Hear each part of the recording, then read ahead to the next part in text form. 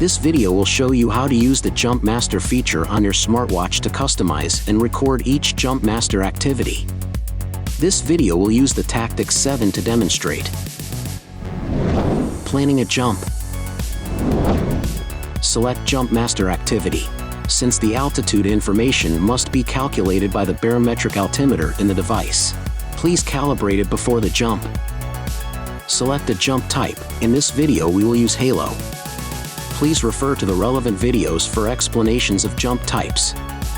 Enter jump information. Select DIP to set a waypoint for the desired landing location. You can preset the waypoint at the desired impact point, or add waypoints through Project WPT activity. Select Drop Alt to set the drop altitude AGL when the Jumpmaster exits the aircraft. Select Open Alt to set the open altitude AGL when the Jumpmaster opens the parachute. Select Forward Throw to set the horizontal distance traveled due to aircraft speed.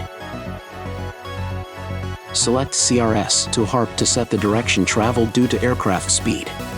If the plane is flying from north to south, it is 0 degree. Flying northward is 180 degrees, etc. Select Wind to set the wind speed and direction. Select Add and enter wind speed information for altitude per 1,000 feet. Select Constant.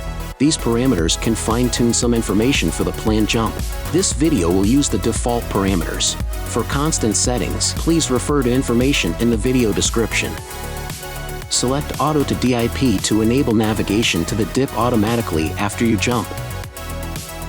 Select Go to HARP to start navigation to the high altitude release point.